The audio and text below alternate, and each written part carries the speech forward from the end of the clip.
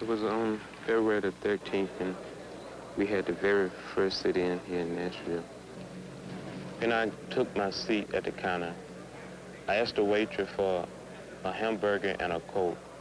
I said, I'm sorry, our management does not allow us to serve niggers in here.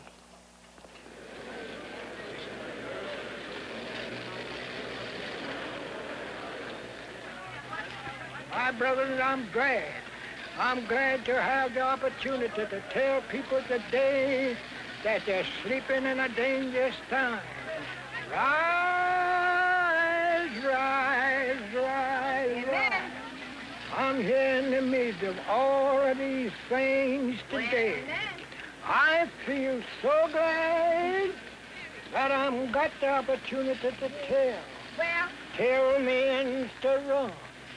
Run, run, run, run. Men and women that hadn't made a start to go before, to pull up and do something for your race.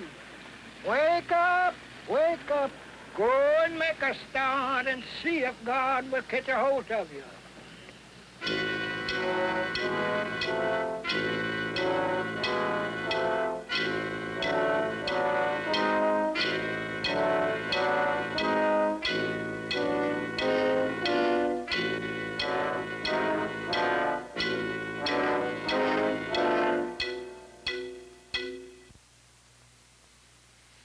In 1954, the historic Supreme Court decision on public school desegregation presented that area of the United States, traditionally known as the South, with its first region-wide crisis in race relations of the 20th century. 6 years later, in 1960, the South is again faced with a crisis in race relations of perhaps even greater significance, the sit-in movement. It comes at a time of sweeping social and political changes among the colored peoples of the world. And in our own country, it has challenged certain fundamental concepts of law, affected the conduct of national politics, and is shaking the regional traditions of the South in an entirely new way. In this NBC white paper, we shall examine the phenomenon of the sit-in, focusing on the one city where it had its clearest and most significant expression, Nashville, Tennessee.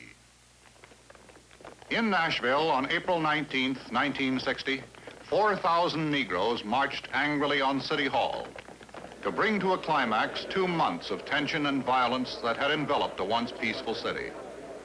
This is the story of those 2 months.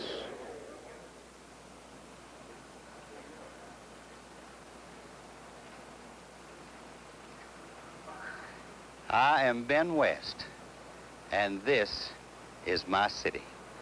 For the past 10 years, I have been its mayor. I have watched it grow from an overgrown country town into a great metropolitan complex. While Nashville is a city, yet the ways of its people are small townish. Here we know each other, speak to each other. The morning greeting is commonplace. The people are not country yokels. They're well-educated, and they're cosmopolites too. Here we have many pleasant surroundings. The beautiful state capitol, which was designed by the great architect William Strickland. The many, many old buildings that have such historic value to us. Out in Centennial Park, you will see the Parthenon. This Parthenon is the only exact replica of the Parthenon on the Acropolis in Athens, Greece, and we are very proud of that. Nashville has been called the Athens of the South. We think we have earned this fine title with our rich background of culture. Nashville is considered to be the Athens of the South, and I suppose this is true in several ways. The old Athens, the ancient Athens, was a place of both shame and glory. And I think this is true of our Athens of the South here. There are certainly the aspects of glory in the city of Nashville, its progress, its culture, its educational institutions, and things of this sort. It's the glory of Nashville that Negroes are to be found on some levels in our city government. We have city councilmen. We have 2 Negro city councilmen. We have a Negro on the transit board.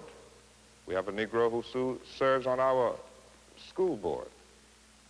But it's to the shame of Nashville that when you go down to the city hall, not only do you see segregation signs on the restrooms, but you see the signs of segregation in other places. Stores where you can come in as a customer, but if you come in as an employee, it is only in a very menial capacity. You will serve as a porter or something of that sort, or as a customer for certain goods, that is, goods other than food. There were virtually no places downtown where Negro citizens could get a cup of coffee, a hamburger, or a meal. Therefore, we felt that something has to be done about this kind of situation. It isn't a matter of choice. It isn't an order that comes from somebody else. It's an order that comes from within, which says you must move against this if you are to really be able to live with yourself.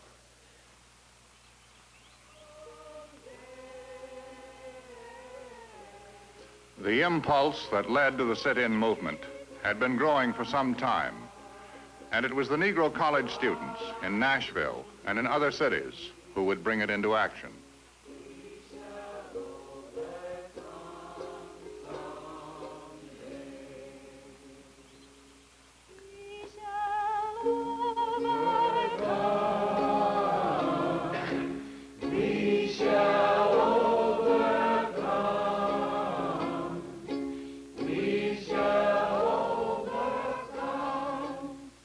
The background of these students was a religious one.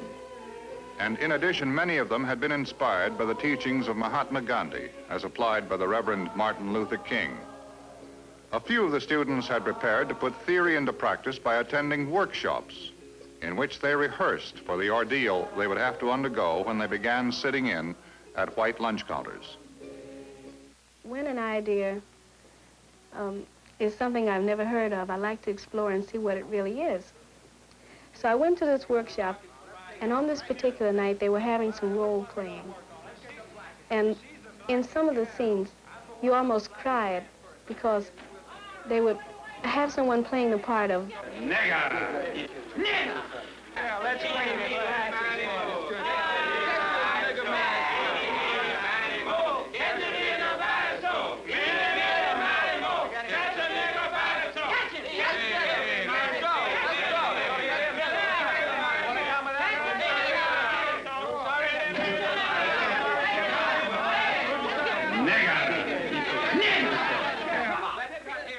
These sort of comments, they touch to your soul, and they make you realize that it's all the more important that you do something about it.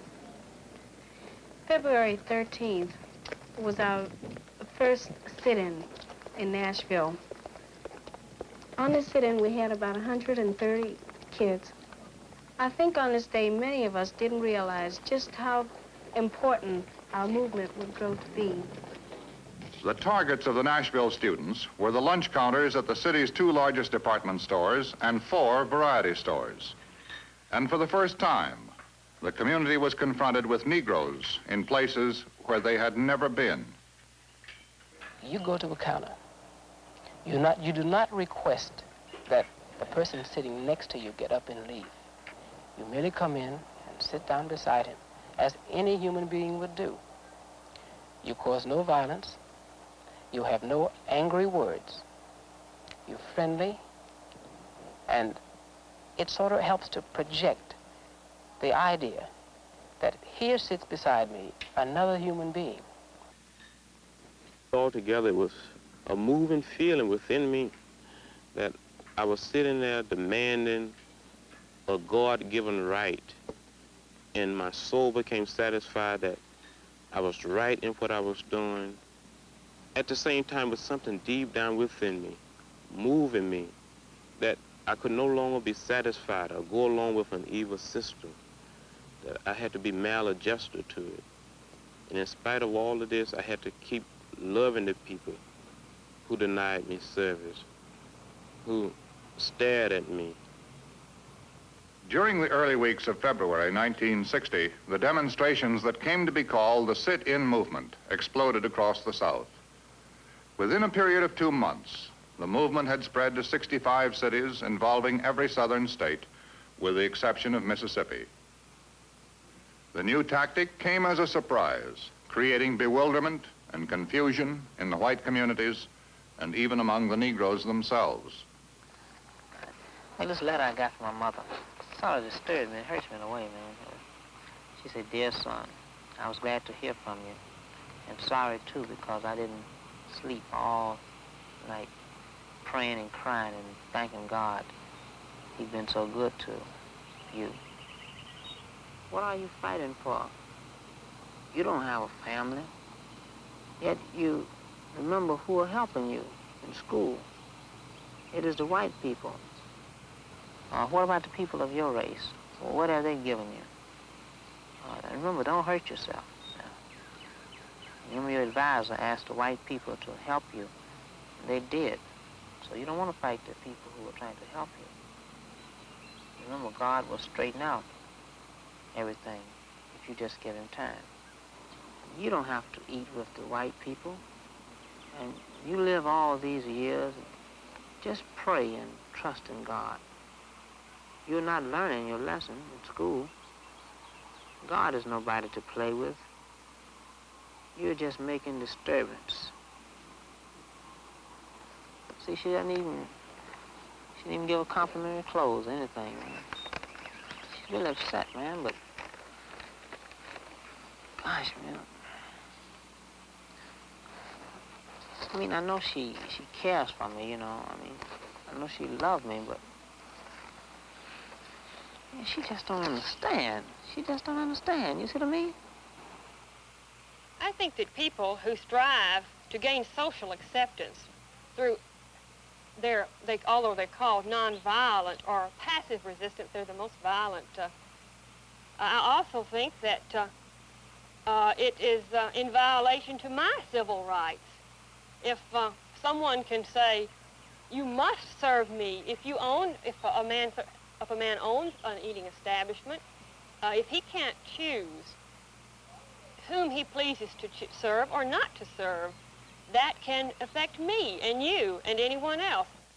I would say that they should examine the white person very closely first to see whether or not they're going about it in the right way. Now, if I'm a businessman and people that I do not want in my business insist on either coming in or boycotting, which is their perfect right to do, then certainly it's not going to make me love them. Breaking bread is essentially a family custom, almost a sacrament. Now, when you claim that you have been denied equal rights in participating in something that is regarded as a family custom or sacrament, and insist on being recognized, you're getting into dangerous ground, and ground that can be misconstrued, and in which you can be wrong. Now, the people in the South have always fed people who came and knocked at the back door and asked for something to eat. But they have always reserved the right to eat only with invited guests. I have thought for a long time that Negroes should be allowed to sit at the counters where we are served downtown. This is just a part of many things that I think they should be allowed to do. I have felt that it really was not fair for them to be served in the stores as customers and not be allowed certain services, denied certain services within those same stores. It's just like one snake would like a snake of his own kind better than he would another, maybe. something like that. I mean, a lion might like a lion, another lion better than it would a bear. That's just like white people and Negroes. I mean, white people naturally gonna like white people better than they do Negroes. Well, it's just not the things we're used to down here. I mean, they come in and they sit down, and we're not used to them sitting down beside us, because I wasn't raised with them. I never have lived with them, and I'm not going to start now. During the weeks after the sit-ins began, opposition in the white communities of the South solidified, and the first signs of violence appeared. Those few whites who sympathized publicly with the sit-ins soon found themselves to be prime targets. One of these was a young divinity student in Nashville, Wilson Yates. Well, I was downtown with a friend around Memorial Square. I'd actually gone back to put a nickel in the meter. My car happened to be parked by Memorial Square where the picketing was going on. And suddenly, we moved into a different world. There were the crowds shouting, "Niggers, go home," and then there were the Negro students who were carrying posters asking for equal opportunity. And being thrown in the situation of the crisis, I had to act, and I had no other choice than to respond as I did. So I walked over and I asked the Negroes if it would help or harm if I carried a poster. They said it would help. Right before I went over, some white boys had entered the ring carrying derogatory posters like "Go home, coon," and "Send the bunnies home." And I entered the ring, and I started walking around. I was with a friend. One of the white boys walked over to this friend. He said something to him. I told him when he come around on the white side, I just gonna hit him one time. Here I was in the raw, walking around a square carrying a poster which said "Equal rights for all." And the crowds on each side yelling, "Get rid of the nigger lover, tell the nigger lover to go home," and they were referring to me. The boy came towards me. He cursed me out. Yeah, because he was white, taking up for the nigger. That really got me over there when them two white boys started carrying signs for the niggers over there. And then the momentum began to build from the crowd, and they said, "Hit the nigger lover, hit the nigger lover." And then there's that strange, long, lonely feeling where you're waiting for something to happen, and you don't know what's going to happen, but somehow, down deep, you're ready for it. And he walked up behind me. I reached and grabbed that Yates boy and just see how hard I could hit him. He hit me in the back of the neck. I lurched forward, but I didn't fall. I regained my balance, and then in the midst of it, with the shouting and the jeering and the crowd of people, I suddenly felt this tremendous humiliation. Suddenly, I had crossed into another race. I had moved into a different world. I was a Negro feeling all of the rejection and humiliation he must have to go through every time he's rejected. On the morning of the 27th, this was to be our first real violent day. It was the first time when we could really test our own convictions as far as nonviolent means were concerned. 5 ministers said to us, "If you go downtown today, you're going to be arrested. Please don't go downtown because we're not prepared. We should have community behind us." Paul LaPrade, he was one of the few white students who were with us. They always pick on the white students because they hate to see white sympathizers. I saw a bunch of coloreds sitting on the stools. They looked like a bunch of idiots sitting up there waiting for people to try to throw them off, and they looked like they were just trying to egg on a fight. None of us looked back, but yet we could see everything that was going on through the long mirror.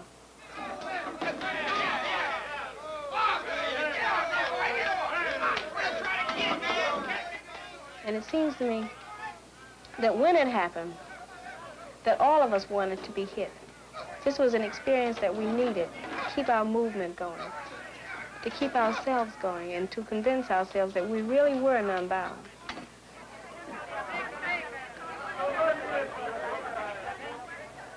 On February the 27th, was on Saturday afternoon, I was cruising down Fifth Avenue. In front of McClellan's, a man came out and said that there was a fight on the inside. There had been a disturbance, but there was a bunch of colored boys and girls on the stools and the counters. And the management asked that they leave, and I instructed him to ask them to leave, and they did not leave. I went and asked each and every one of them separately to leave. They didn't leave, so I instructed the men to place them under arrest. We placed them under arrest. The policemen, they gave me an alternative. They said, son, you can sit here on the stool and act a fool, or you can get up and go home. And I made my choice. I decided that I would keep my seat. And they told me I was under arrest, and then they took me away. When we cleared the stools, some more colored boys and girls and white boys and girls got on the seats. When we told them that they were under arrest and they had to leave, well, they got up.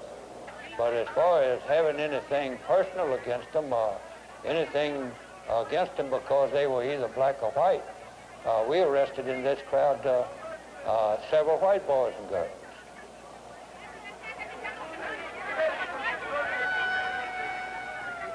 It was just a case where we had to clean this man's store out, and we did it.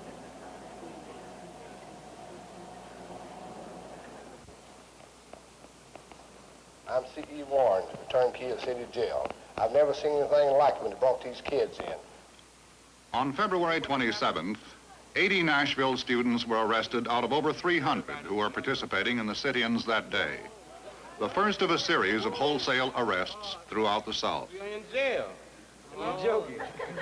Man, what my mother gonna say when she hear about that? The mother of 2 students who were in jail. Well, there was plenty of anxiety on my part, but I always think of what Matthew Jr. told me. And when he called from the jail, he said, "Be cool, mother." And that was very trying, and yet it was amusing too. He's telling me to be cool at this point. So even now, when I think of it, I get quite a bit of fun out of it. Just hearing him say it, I can't say it as he said it, but he said, "Be cool, mother."